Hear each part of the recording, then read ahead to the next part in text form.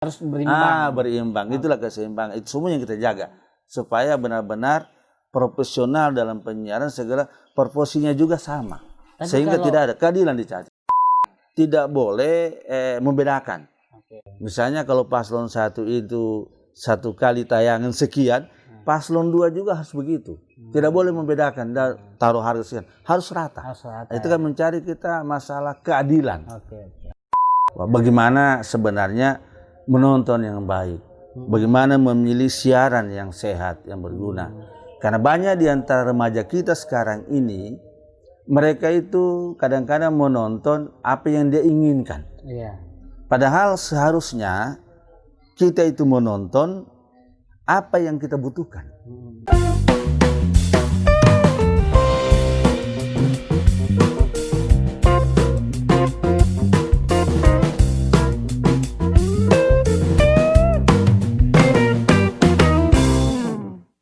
Jadi sebenarnya ini kesadaran kita. Nah, tapi ini juga perlu pengawasan dari orang tua. Karena malum remaja dengan lingkungan sebagainya, ya apa yang tidak ada televisi? Apa yang tidak ada di sana? Hampir semua ada. Tapi tayangan-tayangan itu sama dengan di atas meja, semua makanan ada.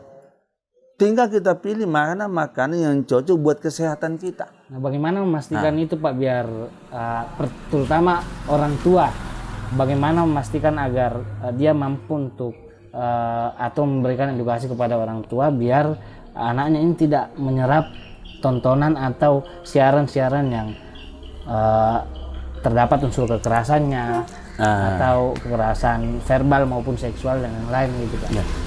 Nah, itulah tugas kita.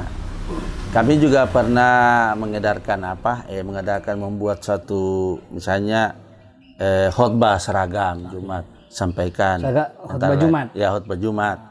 Saya juga biasa ceramah, sampaikan dalam ceramah-ceramah. Kemudian kita juga talk show di radio-radio, menyampaikan itu pada masyarakat bahwa bagaimana kita mendidik anak dan bagaimana di dalamnya itu kita harus mampu mendidik anak dalam melihat tayangan-tayangan yang positif bagi mereka. Ini tugas orang tua sebenarnya paling utama. Karena di rumah itu ya kontrol itulah yang ini. Karena ya kita tahu cukup banyak dalam tayangan itu. Misalnya ya tayangan budaya, bagaimana anak tahu. Bisa jadi sekarang ini kan banyak anak-anak dari daerah tertentu tapi tidak ngerti budayanya. Makanya sekarang itu sebenarnya dituntut dalam tayangan itu ada 10% konten daerah. Konten daerah itu dituntut 10% dari siaran 24 jam itu. Itu diharapkan supaya ada tayangan yang mewakili berita di daerah itu. Biar anak-anak juga biar misalnya miskin pengetahuan budaya. Misalnya ada budaya di situ apa yang bagus. Daerah-daerah wisatanya apa, kemudian ya macam-macam lah disampaikan di sana.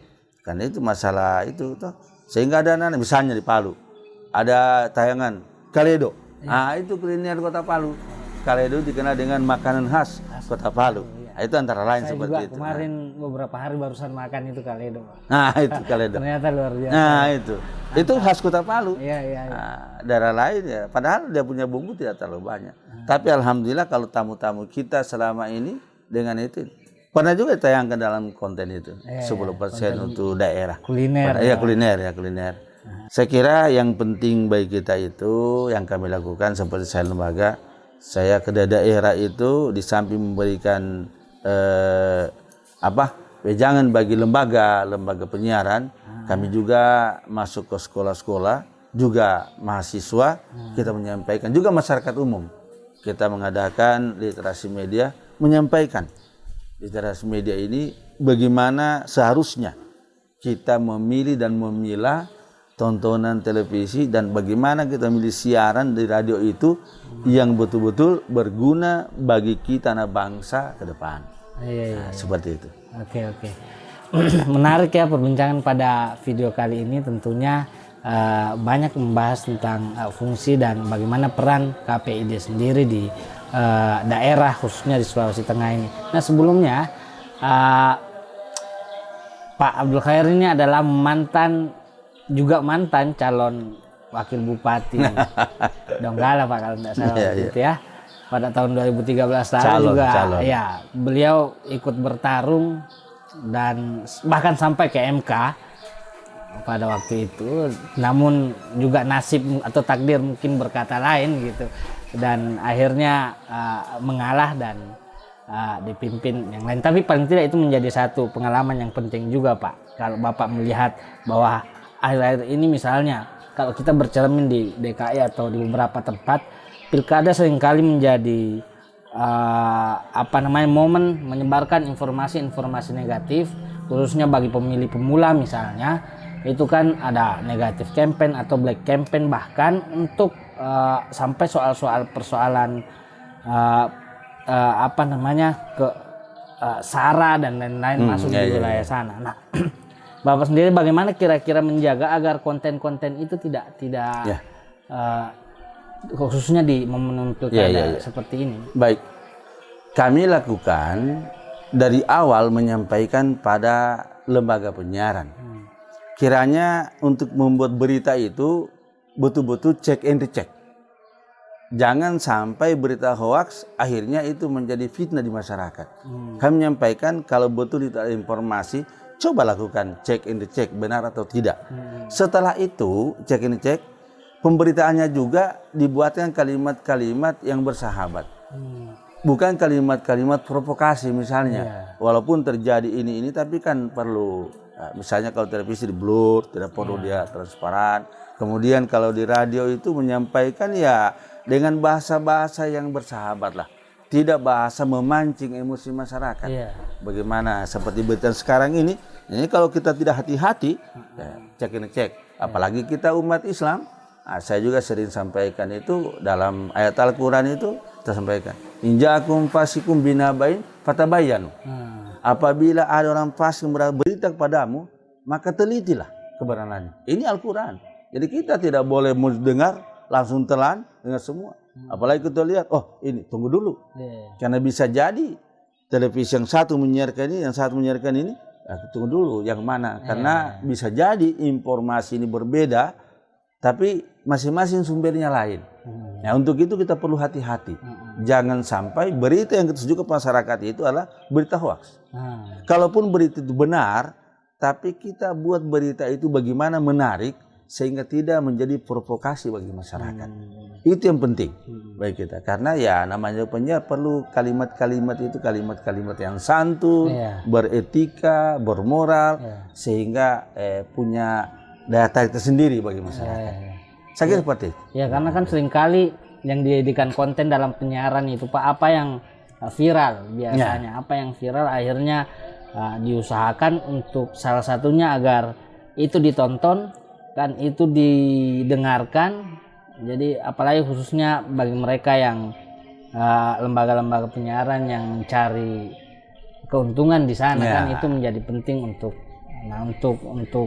Bapak kira-kira bagaimana untuk mengantisipasi biar juga masyarakat kemudian menerima berita itu juga bisa tadi check and recheck tadi Pak.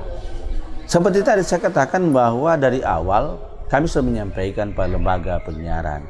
Di samping kami juga menyampaikan secara umum di masyarakat bahwa tidak semudah itu kita menerima berita. Tapi berita itu perlu check and recheck karena jangan sampai itu menjadi fitnah bagi kita.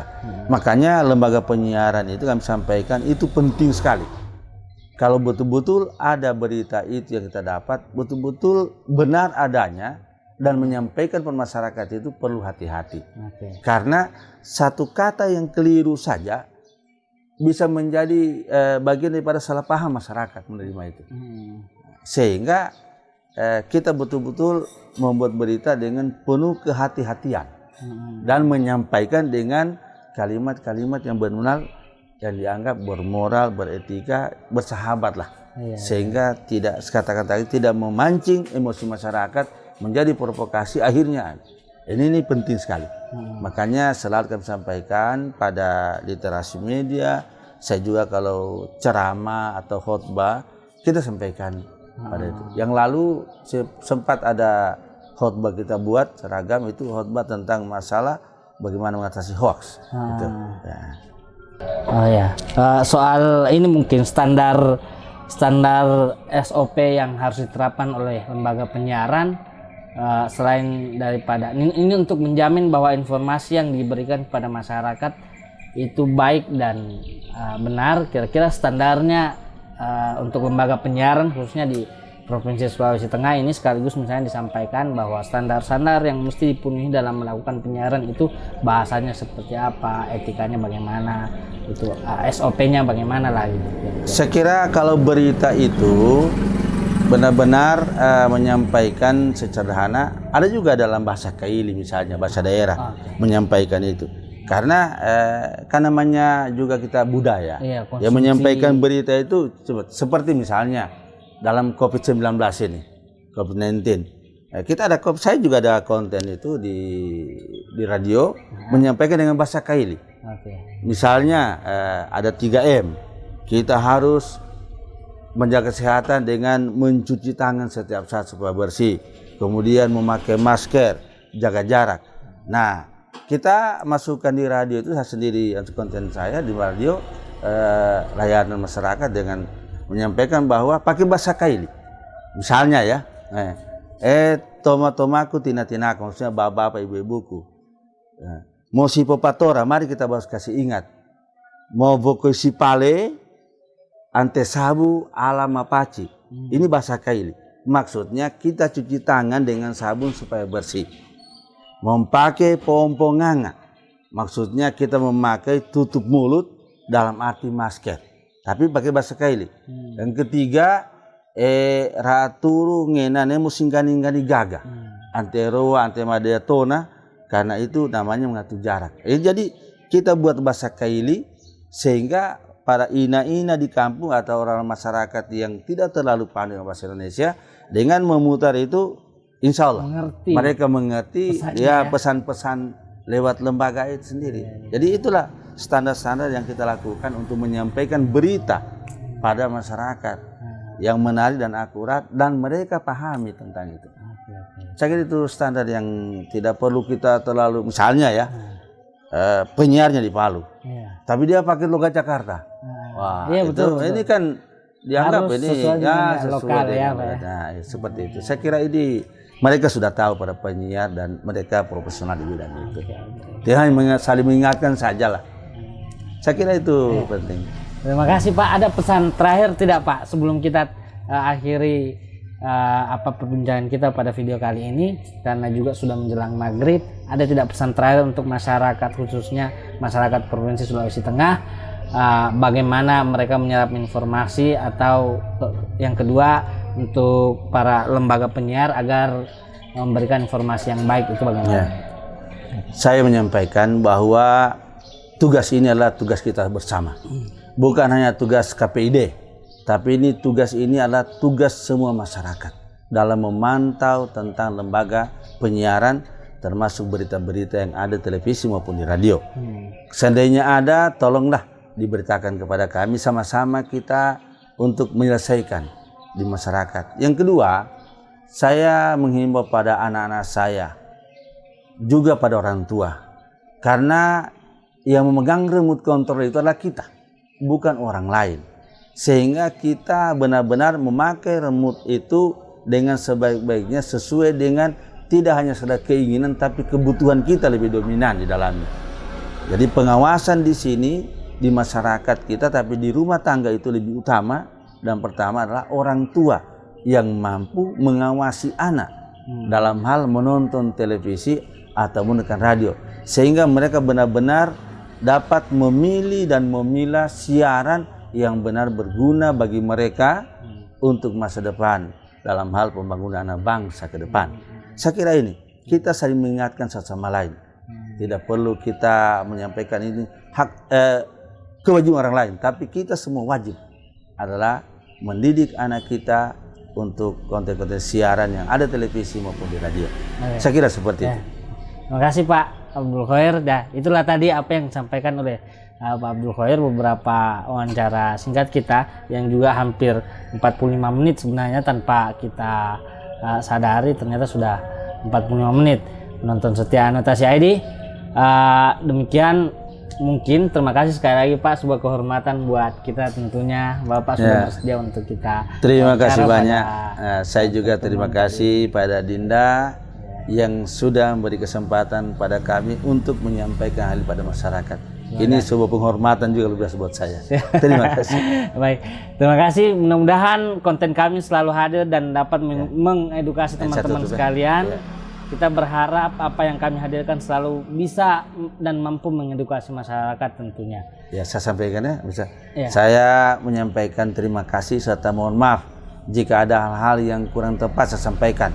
Namun kita tetap berdoa pada Allah Subhanahu wa taala kiranya aktivitas keseharian kita betul-betul dirahmati, diridai dan diberkahi oleh Allah Subhanahu wa taala. Demikian kami sampaikan. Wabillahi taufiq wal hidayah. Wassalamualaikum warahmatullahi wabarakatuh. Waalaikumsalam warahmatullahi wabarakatuh. Jangan lupa nonton terus video kami berikutnya dan sampai jumpa.